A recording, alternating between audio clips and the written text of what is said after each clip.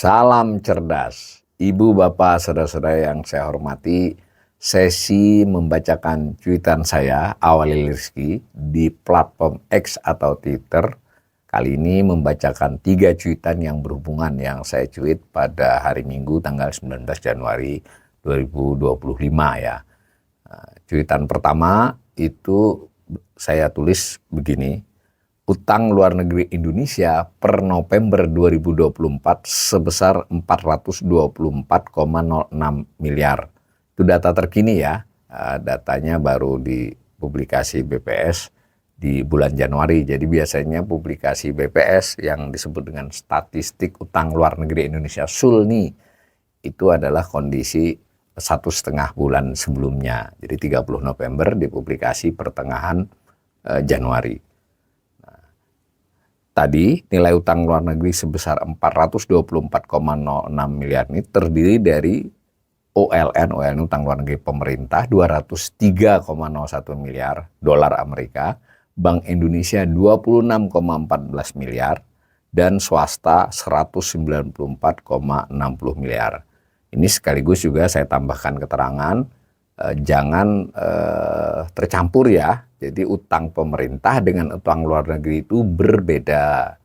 Ini entah sudah kesekian kali saya jelaskan, tapi baik di Twitter maupun di YouTube yang komen beberapa masih confused ya. Jadi utang pemerintah itu terdiri dari utang pemerintah yang luar negeri dan utang pemerintah yang dalam negeri. Nah, sedangkan utang luar negeri ada utang luar negeri pemerintah, jadi beririsan ya.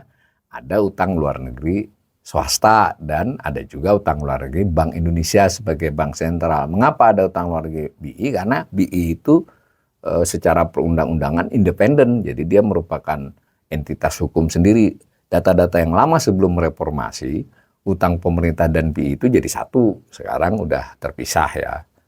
Nah, maka jadi 3 komponen tuh, utang luar negeri pemerintah, utang luar negeri BI, utang luar negeri swasta. Tapi dalam analisis, kalau memerlukan waktu yang lebih panjang, yang pemerintah dan BI kita satukan ya, jadi biar bisa dibandingkan apel dengan apel. Nah, saya tulis juga di situ ULN Indonesia berarti yang keseluruhannya itu relatif stabil di tahun 2022 sampai dengan 2024. 3 tahun. Maksudnya stabil ini ya naik turun tapi tidak meningkat jauh ya di 400-an triliun itu. Nah, namun kalau dilihat lebih panjang itu utang luar negeri pemerintah dan BI saya satukan ya, itu bertambah di era Jokowi lebih cepat dibandingkan era sebelumnya. Nah, seperti biasanya pernyataan saya itu saya dukung dengan grafik ya. Nah, saya perlihatkan grafik dari tahun 1997. Nah, karena dari tahun 2000 sampai tahun 2002 itu masih sama itu pemerintah dan BI jadi satu datanya. Nah, itu dilihat yang orange itu swasta, yang biru itu BI dan pemerintah. Sebelum reformasi, di beberapa tahun sebelum reformasi utang swasta lebih tinggi dari utang pemerintah dan BI. Kesini-sini itu sempat lebih tinggi pemerintah dan BI, kemudian berbalik lagi sempat lebih tinggi swasta, dan di beberapa tahun terakhir ini relatif setara. Nah, hanya di tahun 2023 dan 2022 ini kembali utang pemerintah dan BI melampaui swasta. Lalu perhatian saya di grafik itu, saya kasih tahun 2014, kemudian juga 2004 untuk melihat sepintas di era SBY bagaimana, di era Jokowi bagaimana. Tapi sekali lagi utang luar negeri itu tidak hanya utang pemerintah, jadi juga tidak bisa juga kita mengatakan sepenuhnya ini adalah karena kebijakan pemerintah, karena ada pelaku swastanya. Hanya saja yang perlu diketahui di antara swasta itu seperempatnya adalah BUMN. Saat ini seperempatnya, dahulu nggak sampai. Itu cuitan saya yang pertama. Kemudian cuitan saya yang kedua, saya tulis begini. Rasio posisi utang luar negeri atas ekspor Indonesia. Nah, jadi tadi kan 424 tadi kan posisi itu. Nah, begitu juga tahun-tahun sebelumnya. Lalu dibandingkan dengan nilai ekspor Indonesia. Nah, dalam hal ini ekspornya ini barang dan jasa ya. Kalau yang karena saya di sini pakai data dari International Debt Statistic ya. International Debt Statistic itu lembaga underbow-nya World Bank ya.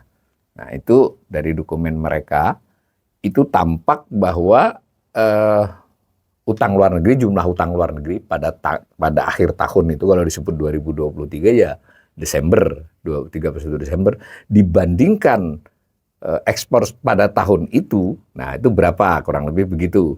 Jadi posisi pada tahun 2023 ini 136%. Jadi tadi sayangnya datanya memang baru sampai 2023, ini pun baru dipublikasi oleh International Debt Statistic minggu-minggu ini ya. Jadi ini baru data terbaru. Kalau 2024-nya nanti berarti.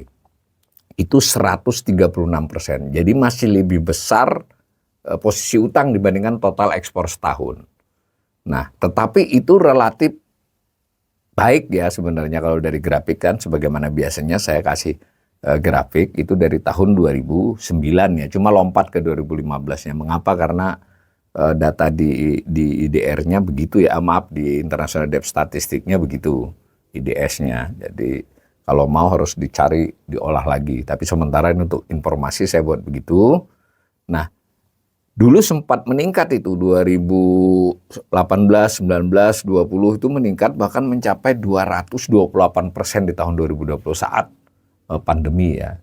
Jadi meningkat itu artinya ya memburuk karena berarti utang dibandingkan ekspor itu kan penerimaan dipisah kan, untuk secara teoritis kan dia bisa dipakai untuk membayar utang itu dipisahnya.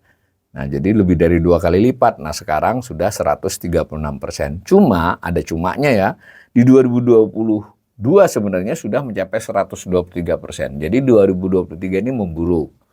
Nah, yang lebih penting lagi yang dipesankan oleh cuitan saya kali ini adalah bagaimana Indonesia dibandingkan dengan negara lain. Nah, saya pakai tidak satu negara, tapi rata-rata. Jadi rata-rata negara berpendapatan rendah dan menengah.